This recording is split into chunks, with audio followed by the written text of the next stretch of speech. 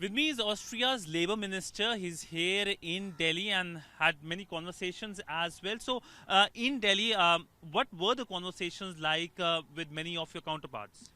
Yeah, of course, we discussed the challenges that we are facing worldwide at the moment. There's a fragmentation in trades that we are seeing between the large blocs. There is geopolitical challenges, and these were at the heart of our discussions. And I think it's important to have a bold political answer, and dialogues like that help, of course, to bring people together and think about solutions.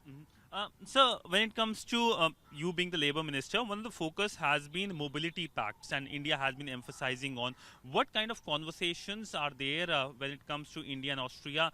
We saw the conclusion, I believe, during the EM's visit.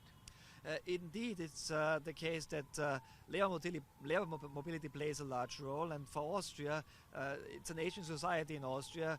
It's clear that we need skilled migration. We have a system in place that is close to the Canadian system, a point system that allows people from around the world to enter the Austrian labor market based on experience and based on education. And of course, there is already quite a lot of Indians that are active on the Austrian labor market, but we want to make sure that people know that there is this possibility. So let's talk about economics, an area where you can shed more light. How do you see in terms of the rise of India and Asia in terms of the global economic order?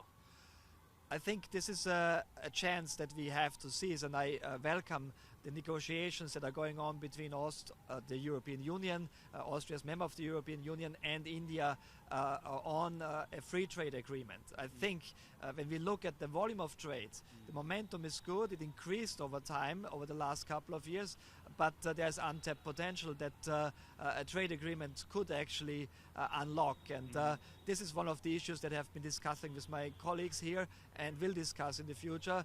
For Austria is a very strongly export-oriented nation. It would be important to increase the trade volume, but we have already a record trade volume between India and Austria. We want to make sure with that visit that the good momentum continues. How optimistic you are that the FTA will be signed very soon? I can't say that because in Europe the European Commission is negotiating the treaties with countries when it comes to free trade. But many countries, especially the smaller countries in Europe, they actually welcome the developments. There is a momentum that we should seize, and I hope that we have swift negotiations that will find a solution on a fair and equitable level that benefits both sides, not only the companies but also the populations on both sides. So my final question, how do you see India as an investment destination?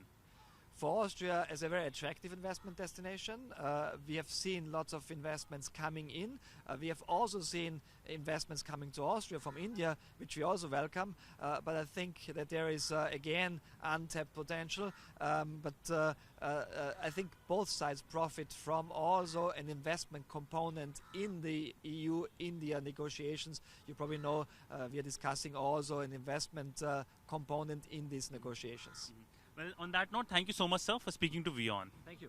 With video journalist Sidhant Sibal for WION in New Delhi.